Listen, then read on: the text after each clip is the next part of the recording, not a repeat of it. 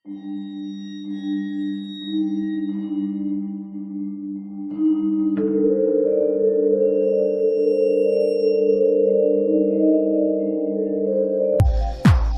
දෙදරා යන තරමට නැගෙන ഘോഷාකාරී සංගීත හඬට සවන් දෙමින් තාරුක හිටියේ ආලින්දේ තිබුණු සැප පහසු අසුනකට බර වෙලා දුම් වැටියක් පුරමින්.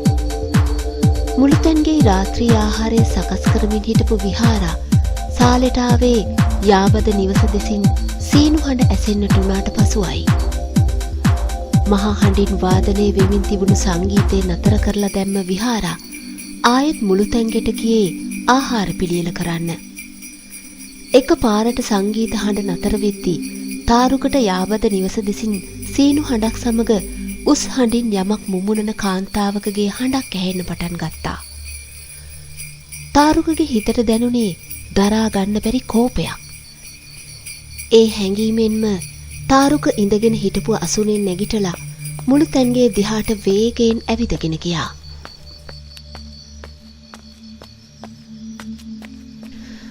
මොකද්ද ගෑණියේ ඇවිත් කරලා ගිය බලු වැඩේ? තාරුක මුළුතැන්ගේ දොරකඩට ගිහින් තාරුකට පිටුපාලා හිටගෙන ලූණු ගෙඩියක් කපමින් හිටපු විහාරගෙන් එහෙම ඇහුවා. මොකද්ද මේ කියන්නේ? තාරුක දිහාට හැරෙන ගමන් විහාර එහෙම ඇහුවේ සැකයෙන් වගේ. මොන මගුලටද ගෑණිය සෙට් එක ඔෆ් කරලා ගියේ තමුසේ? තාරුක ඇහුවේ හිතට දැනුණු කෝපය අසීරුවෙන් පාලනය කරගෙන.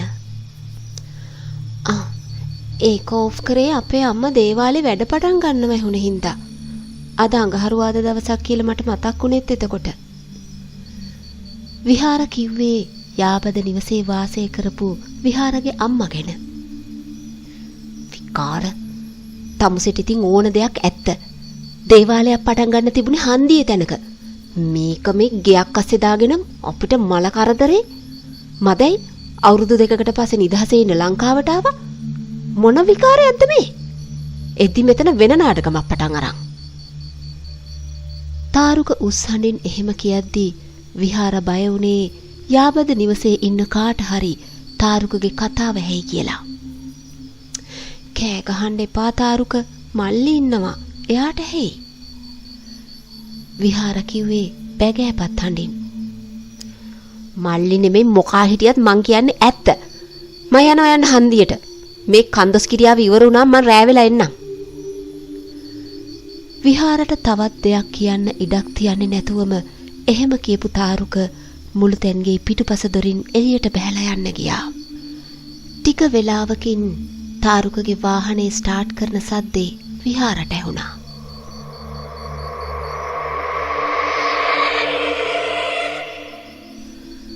තාරුක සහ විහාරා විවාහ වුණේ අවුරුදු 2ක් ආදරය කරලා දෙමව්පියන්ගේ ආශිර්වාදය මැද. විහාරගේ තාත්තා ඒ වෙද්දි ජීවතුන් අතර හිටියේ නැති වුණත් තාත්තගේ වැටුප මාස්පතා විහාරගේ අම්මගේ නමට ලැබුණේ විහාරගේ තාත්තා හමුදා නිලධාරියෙක් නිසා. තාරුක ඔහුගේ දෙමව්පියන්ගෙන් ඔහුට ලැබුණු ලක්ෂ 50ක මුදලින් විහාරගේ නිවසට අල්ලපු වත්තේ ඉදි කරලා තිබුණු අලුත් නිවස මිලට ගත්තේ. ඒ නිවසේ හිමිකරුවන් හදිසියෙම විදේශගත වෙන හින්දා ඒ නිවස වටිනාකමට වඩා සෑහෙන අඩු මුදලකට විකුණන බව දැනගන්න ලැබුණු හින්දායි. දෙපැත්තේම වැඩිහිටියන්ගේ ආශිර්වාදය ලැබිලා විවාහයට දින නියම කරගන්න යෙදිලා තියෙන කාලෙම තමයි තාරුක විහාරගේ ඉල්ලීම හින්දම විහාරගේ ගෙදරට අල්ලපු නිවස මිලට ගත්තේ. මං ගෙදරින් ගියාම අම්මයි මල්ලි විතරයිනේ තනියම. දුරකට ගියොත් මට අම්මා ගැන හොයලා බලන්න අමාරුයි.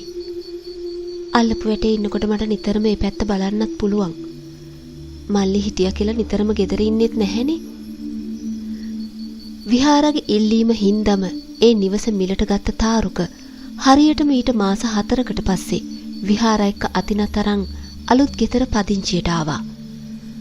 විවාහ වුණත් නිතරම අම්මගේ දුක සැප හොයලා බලන්න පුළුවන්කම ලැබුණු එක විහාරගේ හිතට ලොකු සතුටක් වුණා.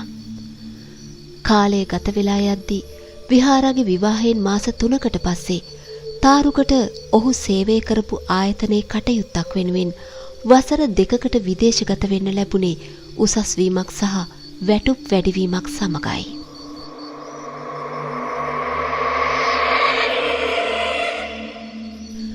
ඔයාට ලැබුණේ හොඳ අවස්ථාවක් තාරුක. ඒක නැති කරගන්න එපා. මට බයක් නෑ අම්මා ඉන්නවනේ. ඔයා ගිහින් අවුරුදු 2 ඉඳලා එන්න. තාරුකට ලැබුණු වටිනා අවස්ථාව ගැන සතුටින් විහාර එහෙම කිව්වා. ඒ විදිහට තමයි තාරුක වසර 2කට විදේශගත වෙන්නේ. තාරුක විදේශගත වෙලා වසරක් ගත වෙද්දි තමයි තාරුකට විහාර කිව්වේ විහාරගේ අම්මට වරමක් ලැබිලා කාලි මෑණියන්ගේ වරමින් සාස්තර කියනවා කියලා. විහාර කියපු දේවල් තාරුක හෙලා දැක්කේ උපහාසයෙන් වුණත් විහාරගේ අම්මා ගෙදර මිදුලේ ඉදි කරපු කුටියක අඟහරුවාදා සිකුරාදා දිනවල හැන්දෑවේ ආරූඪ වෙලා ශාස්ත්‍ර කියන පටන් ගත්තා.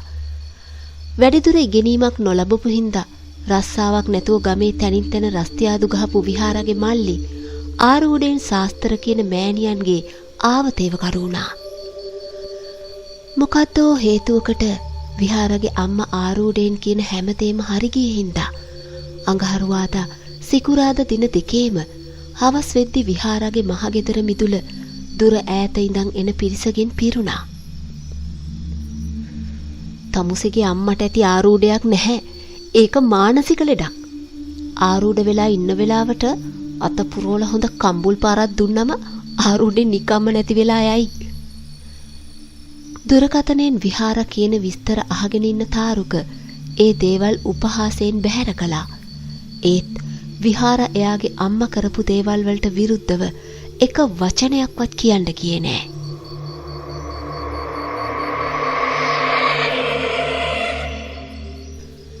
දින දෙකකට කලින් ලංකාවට ආපු තාරුකට ඕන උනේ ටික දවසක් නිදහසේ ගෙදර ඉන්න. ඒත් විහාරගෙන් ඒ නිදහසට බාධා එල්ල වෙද්දී ඒ තරහට ගෙදරින් පිට වෙලා යනව හැර කරන්න වෙන දෙයක් තාරුකට තිබුණේ නෑ. තාරුක ගියේ ඒ පළාතේ පදිංචි වෙලා හිටපු තාරුක එක්ක එකම ආයතනයේ සේවය කරපු ඔහුගේ මිතුරෙක්ුණ හිරන්ත හොයාගෙන. හිරන්ත එක්ක කතා කරමින් හිටපු තාරුක යාබද නිවසේ කරදරේ ගැන ඔහුට කිව්වේ විසඳුමක් බලාපොරොත්තුවෙන්. මචං මට තේරුම් ගන්න පුළුවන් උඹ ඉන්නේ තරහෙන් කියලා තාරුක. ඒත් කරන දෙයක් හොඳට හිතලා කල්පනාවෙන් කරපන්. උඹේ නැන්දම්ම කරන්නේ ඇත්තක් නම් මට කියන්න තියෙන්නේ කාලි මෑණියෝ එක්ක සෙල්ලම් කරන්න එපා කියලා තමයි. හිරන්ත එහෙම කියද්දී තාරුක තවත් කෝපයටපත් වුණා. ෂික් මදයි මං ආව උඹෙන් උපදෙසක් ගන්න. උඹත් උන්ටම තමයි හරියන්නේ. මයි යනවා යන්න. ඉක්මනින් කේන්ති ගන්න පුද්ගලයෙක්ුණු තාරුක එහෙම කියලා හිරන්තගෙන් සමුවරන් පාරට ආවේ හිරන්ත ඉවසීමෙන් කරුණු පැහැදිලි කරලා දෙන්න හදන කොටයි. රාත්‍රියේ වෙනකම් නගරයේ මත්පැන් අලවිහලේ රෙස්ටුරන්ට් එකට වෙලා බියර් වීදුරු කිහිපයක් හිස් කරමින් හිටපු තාරුක ආයෙත් ගෙදර එනකොට වෙලාව රෑ 10ට ආසන්න වෙලා තිබුණා. අනේ කොහෙද මෙච්චර වෙලා ගියේ තාරුක? ඔයාගේ ෆෝන් එක වැඩ කරන්නේත් නැහැ. මං හොඳටම බය වෙලා හිටියේ. තාරුක මෝටර රථයේ වත්තට හරවද්දිම දොරකඩට වෙලා නොයිවසිල්ලෙන් පාර බලන් හිටපු විහාරා මෝටර රථය ළඟට ගිහින් තාරුකට කිව්වේ ඔහු දොර විවර කරගෙන එළියට බහින්නත් කලින්. කොහොම ඉන්නද? මේ ගෙදර කණක් ඇහිලා. ඒකයි රෑ වෙනකන් ගෙදර එන්නේ නැතු හිටියේ. තාරුක කියද්දී විහාරා වටපිට බැලුවේ ඔවුන්ගේ කතාව ඇසෙන මානේ කවුරු හරි ඉන්නවද කියලා සැකහැර දැනගන්නයි. තාරුක විහාරගේ මවගේ දේවාලය සහ ආරූඪය උපහාසයෙන් බැහැර කරන බව විහාරා ඇයගේ මවට සහ සහෝදරයාට කීමෙන් වැළකීලා හිටියේ තාරුක ගැන අප්‍රසාදයක් ඔවුන්ගේ සිත් තුළ ඇති කරන්න අකමැති නිසා. පහුවදා බදාදා දවසක් එදා සැන්දෑවේ විහාරා එයාගේ මව සහ සොහොයුරා එක්ක නිවසින් බැහැර වුණේ ඔවුන්ගේ නිවසේ ඉඳන් කිලෝමීටරයක පමණ දුරකින් වාසය කරපු විහාරගේ මාමගේ නිවසේ පැවැත්වෙන පිරිත් පින්කම වෙනුවෙන් සහභාගී වෙන්නයි. තාරුක තව ටිකක් රෑ වෙලා එනවා කියලා කියපු හින්දා විහාර ඔහුට එන වෙලාවක එන්න කියලා නිවසින් පිට වෙලා ආවේ තාරුකගේ සිතේ ඇති සැලසුම ගැන හාන් කවිසියක්වත් නොදැන. විහාරා නිවසින් පිට වෙලා ගිය මොහොතේ ඉඳන් තාරුක නොයිවසිල්ලෙන් හිටියේ රාත්‍රී කාලය උදා වෙනකම්.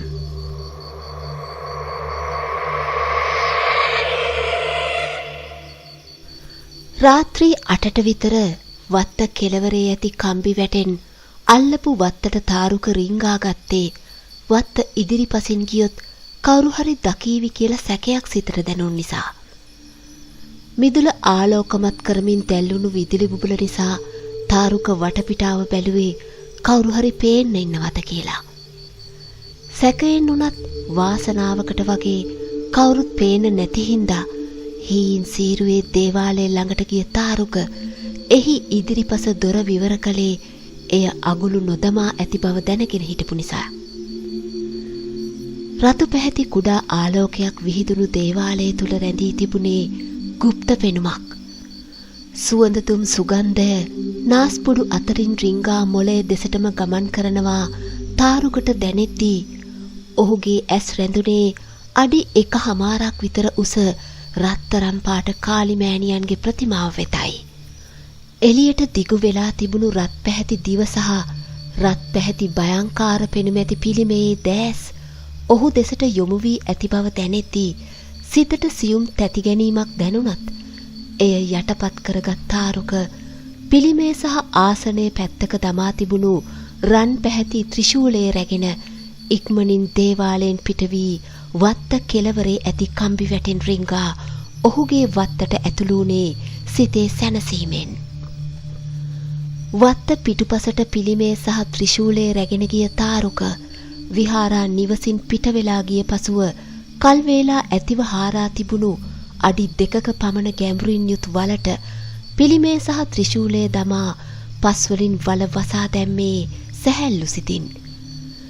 අදින් පස්සේ දේවාලේ කංකරච්චලේ අවසාන බව සිහි වෙද්දී ඔහුට දැනුනේ පුදුමාකාර සතුටක්.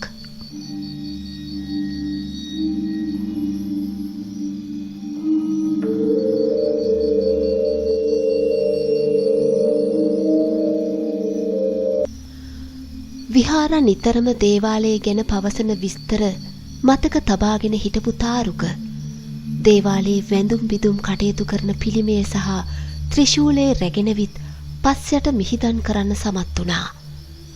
මෙතෙක් වේලා දීප්තිමත්ව බැබලමින් තිබුණු සඳ එළිය වියකිලා ගිහින් මුළු අහසම එකවරම කළුවර වෙලා වැහි පොද එක දෙක ඇද හැලෙන්නට උනේ මේ අතරේ අනපේක්ෂිත විදියටයි. ඇඟපත සෝදාගෙන පිරිත් ගෙදර යන්න හිතාගෙන හිටපු තාරුකට නිවසින් පිට වෙන්න සිදු වුණේ කුඩයක් ඉහලාගෙන. ඔහු නිවසින් පිටත් වෙද්දී පොද වැස්ස අනෝරා වැස්සක් බවට පත් වෙලා තිබුණා. වැස්සට සිතින් සාප කරමින් තාරුක පිරිත් ගෙදරට ගොඩ වැදුනේ රාත්‍රී 9ට විතර. කිසිම දෙයක් නොදන්න විදිහට විහාර සමගත් ඇගේ මව සහ සහෝදරයා සමගත් කතා බහ කරමින් කාලය ගෙවපු තාරුක ගැන කිසිම කෙනෙකුට සැකයක් ඇති වුණේ නැහැ. එදා රාත්‍රිය පිරිත් ගෙදර ගත කරපු සියලු දෙනාම නිවසට ආවේ පහුවදා උදෑසනයි.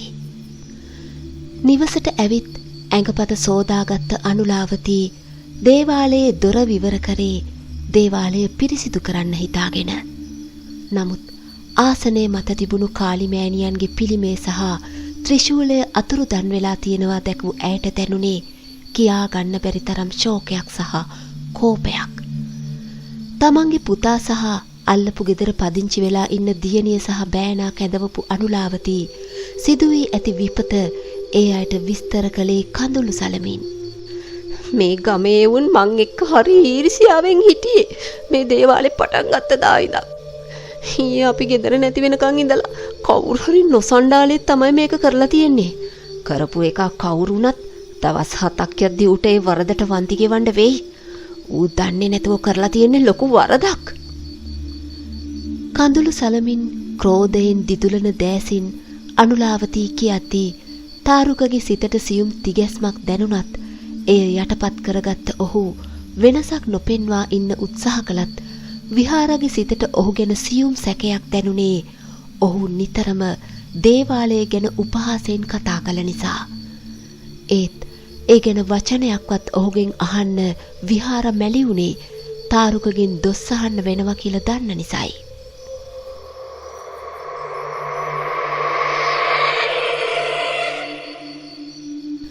එදා රාත්‍රියේ වෙනද වගේම නින්දට ගිය තාරුක දැක්කේ අති භයංකාර සිහිනයක්. පිළිරුවේ හිටපු කාලි අවතාරයට පණ ලැබිලා ඔහුගේ ඉදිරියේ කඩුවක් අමෝරාගෙන හිටගෙන හිටියා. ගෙල දක්වා දිගු වී තිබූ රත් පැහැති දිව ලොවි ගෙඩි දෙකක් වගේ රත් පැහැති ඉදිරියට නෙරා ගිය භයංකාර දෑසින් තාරුක ඉදිරියේ පෙනී හිටපු කාලිමෑණියන් අත තිබුණු කඩුව දිගු කරලා තාරුකගේ දකුණු අත වෙන් වී බිමට වැටෙන විදියට පහර දෙනවා. සිහිනෙන් දැකපු තාරුක කෑ ගහගෙන නින්දෙන් අවදි වුණේ දහදිය වගුරවමින්. තාරුක මොකද මේ බය වෙලා? තාඩියක් දාගෙන. තාරුකගේ යහනේ අනෙක් පැත්තේ සුව නින්දක් ලබමින් හිටපු විහාර අවදි වුණේ තාරුක කෑ ගහන හඬින්. නින්දට බාධා කිරීම ගැන සිතට දැනුණු අමනාපයෙන්ම විහාර තාරුකගෙන් එහෙම හත්ති. තමන් සිහිනෙන් බියවුණු බව පැවසුව තාරුක යහන අසල තිබුණු වතුර වීදුරුව එක හුස්මට පානය කරලා ආයෙත් නින්දට ආවත් සිතට නැගුණු නොයෙක් සිතුවිලි නිසා නින්ද ඔහු වෙත ළඟා වුණේ නෑ. විහාරනම් ඒ වෙලාවේ හිටියේ සුව නින්දේ. තමන් දුටුවේ සිහිනයක් නෙමෙයි කියලා තාරුකට හිතුනේ ඇත්තටම සිදුවුණු දෙයක් වගේ ඒ සිදුවීම සිතට දැනුන් නිසායි. තාරුකට නින්ද ළඟා වුණේ අලුයම 3 කිට්ටු වෙලා හින්දා පහවදා ඔහු අවදි වුණේ උදේ 9ත් පහුවෙලයි.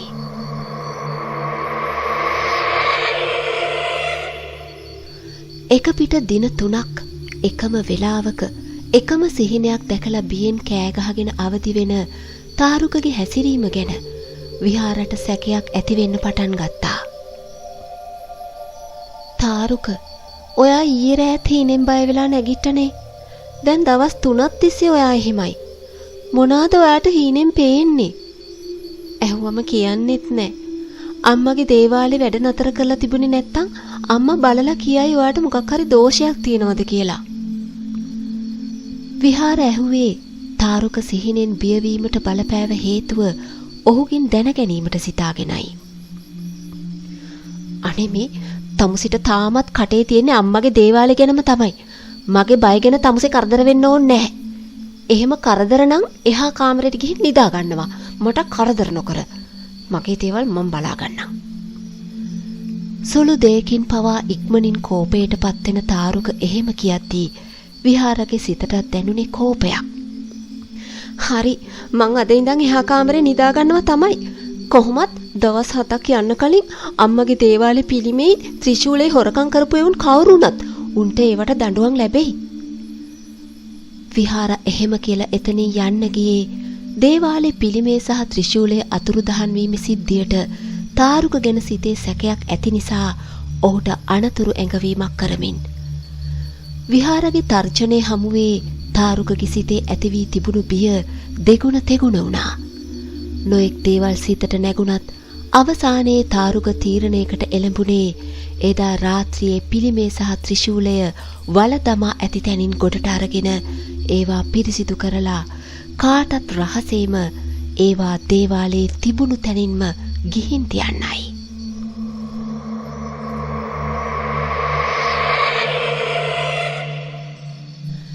කෙමෙන් රාත්‍රිය උදා වෙද්දී තාරුකගේ සිතට නැගුණු බිය වැඩි වැඩියෙන් දැනෙන්නට වුණා. විහාර රාත්‍රී 9ට විතර එහා කාමරයට ගිහින් දොරගුළු දමා ගත්තේ සුවසේ නිදා ගන්න හිතාගෙන. විහාරට තදින් නිින්ද යන බව දන්න තාරුක රාත්‍රී 10 පහුවෙනකන් රූපවාහිනියේ නරඹමින් සිටියේ ඔහුගේ සැලසුම සිතින් ක්‍රියාත්මක කරන අතරයි. රාත්‍රී 10 පහුවෙලා විනාඩි 10ක් ගත වෙද්දී තාරුක රූපවාහිනිය ක්‍රියාත්මක කරලා තියෙද්දිම නැගිටලා පිටුපස දොර විවර කරගෙන හීන් සීරුවේ මිදුලට ආවේ පසෙක තිබුණු උදැල්ල අතට අරගෙන. රූපවාහිනිය ක්‍රියාත්මක කරලා තියෙන හින්දා විහාර අවදි වුණත් සිතන්නේ තාරුක රූපවාහිනිය නරඹනවා කියලයි. ඒ හින්දම තාරුක පිළිකන්නේ විදුලි බුබුලවත් නොදල්වා මද අඳුර අතරින්ම පිළිමේ වල දාලා තිබුණු ස්ථානයට ළඟා වෙලා උදැල්ල ආධාරයෙන් වල හාරන්න පටන් ගත්තා.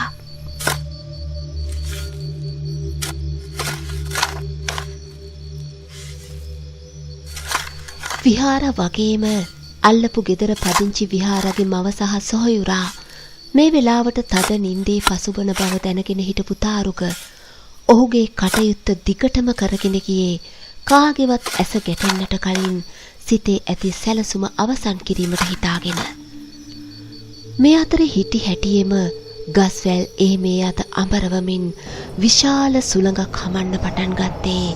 ඒ සුළඟ සමග ගෙච්චි වැලක් සෙලවෙන විට නැගෙන විදිහේ හඬක් සමගයි.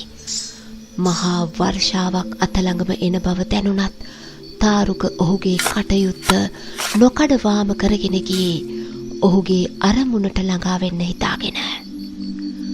මඳ වේලාවකින් පිළිමේ සහ ත්‍රිශූලයේ සහිත ස්ථානයේ පාදාගත් තාරුක ඒවා ගොඩට අරන් පිරිසිදු කරලා ආයෙත් දේවාලයට ගිහින් තියන්න හිතාගෙන වල දිහාට පහත් වුණා විතරයි.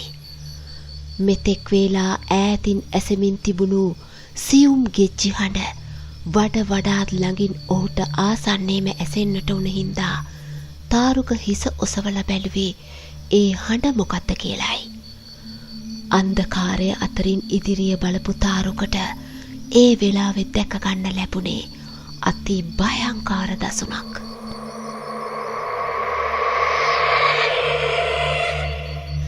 සිහිනෙන් පසුගිය දවස් කිහිපය පුරාම ඔහු බිහිතියෙන් මුසපත් කරපු කාලි මෑණියන්ගේ අවතාරය ඔහු ඉදිරියේ පෙනී හිටියේ රුදුරු විලාසයෙන්. වැහි පොද එක දෙක බිමට වැටෙමින් තිබුණු වර්ෂාව අනෝරා වැස්සක් වෙලා ඇදහැලෙන්න පටන් අරන් තිබුණත් වර්ෂාව ගැන වගක්වත් නැතුව තාරුක හිටියේ ඔහු ඉදිරියේ දිස්වෙන දිව ඉදිරියට දිගු කරගත්ත දැස් ලොවිගෙඩි දෙකක් වගේ පෙනෙන සිහිනෙන් ඔහු දකින කඩුව වෙනුවට ත්‍රිශූලය දෝතින්ගත් කාලි මෑණියන්ගේ අවතාරය දිහා බලාගෙනයි. ඒ දසුනින් දෙනෙත් ඉවතට ගන්න තාරුකට හැකියාවක් ලැබුණේ නැහැ. නමුත් ඒ එක මොහොතක් විතරයි. ඊළඟ මොහොතේ පියවි සිහියට ආපු තාරුක මහා හඬින් කෑ ගහගෙන නිවස දෙසට දිව යන්නට වුණා. නමුත් අධික වර්ෂාවට ඔහුගේ හඬ යටපත් වී තිබුණු නිසා කිසිවෙකුටත් ඔහුගේ හඬ ඇසුනේ නැහැ. පිළිකන්නේ විවරව තිබුණු දොරින් නිවසට ඇතුළු වෙන්න හිතාගෙන දුවගෙන ගිය තාරුක කුස්සියේ දොර පෙනෙන මානයේදීම ගලක පැටලිලා බිමට ඇදගෙන වැටුනේ ඒ අසල තිබුණු විශාල කළු ගලක දකුණු අතේ වැලමිට වැදීමෙන් දැනුණු දරුණු වේදනාව සමගයි. දැනුණු වේදනාව නිසාම තාරුකට දැනුනේ ඔහුගේ දෙනෙත් නිලංකාර වනවා පමණයි.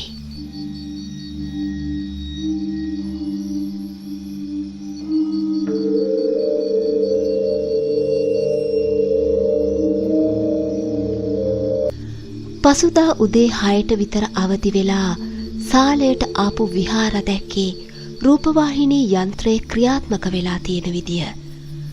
හිතට දැනුණු සැකේ නිසාම අනෙක් කාමරයට ඇතුල් වෙලා බැලුවත් තාරුක කාමරයේ දකින්න හිටියේ නැති නිසා කලබලයට පත්තුණු විහාරා මුළු තැන්ගේ දෙසට යද්දි දැක්කේ මුළු තැන්ගෙයින් එළියට යන්න තියෙන දොර විවර කර ඇති අන්දම. විවර වෙලා තිබුණු දොරින් එළියට බහිද්දිම විහාරා දැක්කේ වර්ෂාවට හසු වෙලා හොඳ හැටියට තෙත පරිතව බිම වැටිලා හිටපු තාරුකව. දුටු දසුනින් කම්පණයට පත් වෙලා මහා හඬින් කෑ ගහපු විහාරා එයාගේ අම්මා සහ සහෝදරයා කැඳවාගෙන අසල්වැසියන්ගේ උපකාරයෙන් තාරුකව රෝහල්ගත කෙරුවේ සිදු වෙලා තියෙන සියලු දේ දෙනෙත් ඉදිරියේම දකින්න ලැබුණත් තාරුකගේ ජීවිතේ බේරා ගැනීමේ අපේක්ෂාවෙන්. රෝහල්ගත කරලා සුළු මොහොතකින් පියවි සිහිය ලැබුණත් තාරුක හිටියේ කිසියම් දෙයකට තදින් බය වෙලා නොඑක් විකාර දොඩවමින්. පෞද්ගලික රෝහලකට තාරුක ඇතුළත් කරපු නිසා ඕනෑම කෙනෙකුට ඔහු බලන්න ඕනෑම වෙලාවක යන්න එන්න බාධාවක් තිබුණේ නැහැ. දකුණු අතේ වැලිමිට ළඟින් අස්තිය කළු ගලේ වැදිලා පුපුරා ගිහින් තිබුණා. ඒ වෙනුවෙන් කරන්න අවශ්‍ය ප්‍රතිකාර කඩිනමින් ලබා දීලා තිබුණත් විකාරෙන් දොඩවන තාරුකගේ හැසිරීම කාටවත් පාලනය කරන්න බැරි වුණා. සිදු වෙලා තියෙන්නේ මොකද්ද කියලා වටහාගෙන හිටියත් අනුලාවතී තාරුකට සාප කරන්නට ගියේ නෑ. ඒ වෙනුවට නැවතත් පිළිමේ සහ ත්‍රිශූලය කහ වතුරින් නහවා පිරිසිදු කර දේවාලයට රැගෙන විත් නැවතත් සුපුරුදු විදියට දේවාලයේ රාජකාරී කටයුතු ආරම්භ කළේ තමන්ගේ බෑනණ්ඩිය නොතේරෙන කමට සිදු කරපු වරදට කාලි මෑණියන්ගෙන් සමාව අයදිමින්.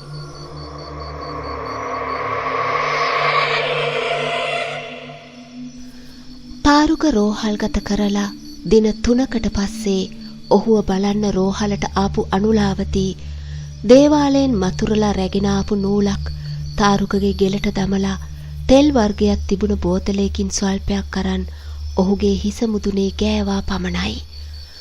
පහුගිය දින කිහිපය පුරාම තිබුණු ඔහුගේ දෙඩවිල්ල නතර වෙලා දැස් පියවී ගියේ පුදුමාකාර අයුරින්. යලිත් තාරුක අවදි වුණේ පැය 2කට පමණ පසුවයි. ඒ වෙද්දී ඔහුගේ දෙඩවිල්ල නතර වී කල්පනාව සම්පූර්ණයෙන්ම ලැබිලා තිබුණා. රෝහලට ඇතුළත් කරපු දවසේ ඉඳන් ඔහුට පසුගිය කාලේ සිදු වුණු කිසිම දෙයක්වත් කිසිම කෙනෙක් ගැනවත් මතකේ රැඳුනේ නැහැ. ඔහු යලිත් යථා තත්වයටපත් උනේ අනුලාවතී කරට දාපු නූල සහ හිස මුදුනේ ආලේප කරලා තිබුණු තෙල් බිඳු කිහිපේ නිසායි.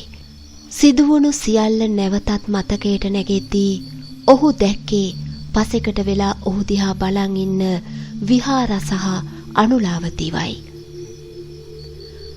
පුතාට කොහොමද දැන්? අනුලාවතී ඇහුවේ තාරුක වෙත ලං වෙමින්. සිදු වෙලා තියෙන සියල්ල දැනගෙනත් වෙනදා වගේම ලෙන්ගතු විදිහට ඔහුට අමතන අනුලාවතීව දුටුව තාරුකට ඔහු ගැනම පසුතැවීමක් ඇති වුණා. අම්මේ, මං නොදැන කරපු වරදට මට දඬුවම් ලැබුණා. පුළුවන් නම් මට සමාව දෙන්න. තාරුක පැවසුවේ පසුතැවීමටපත් හඬින්. දැන් ඒවා ඉවරයි. පුතාට කරපු වරද තේරුම් ගියේ එකම ලොකු දෙයක්. කිසිම ආගමකට කිසිම දෙවි කෙනෙකුට මින් පස්සේ අපහාස කරන්නවත් මෙහෙම දේවල් කරන්නවත් යන්න එපා. නැහැ අම්මේ, මං බොරු කියලා හිතාගෙන හිටපු දේවල් මගේ ඇස් ඉස්සරහම දැකපු හින්දා මං හැමදේම දැන් විශ්වාස කරනවා. ආයෙත් කිසිම දවසක මගේ අතින් මේ වගේ වරදක් වෙන්නේ නැහැ. තාරුක පැවසුවේ පසුතැවීමටපත් හඬින්. මාසයකට ආසන්න කාලයක් රෝහලේ නේවාසිකව ප්‍රතිකාර ලැබමින් හිටපු තාරුක නිවසට පැමිණි පසුවත් මාස 2ක් පමණ ප්‍රතිකාර කිරීමෙන් පසුව තමයි ඔහුගේ අත යථා තත්ත්වයටපත් උනේ. ඉන් පසුව කිසිම දවසක ඔහු අනුලාවතීගේ දේවාලයට විරුද්ධව එක වචනයක්වත් කියන්නට ගියේ නැත්තේ ඔහුගේ ඇස් පනා පිටම ඔහුට අත්විඳීමට සිදු වුණු දේවල් නිසායි.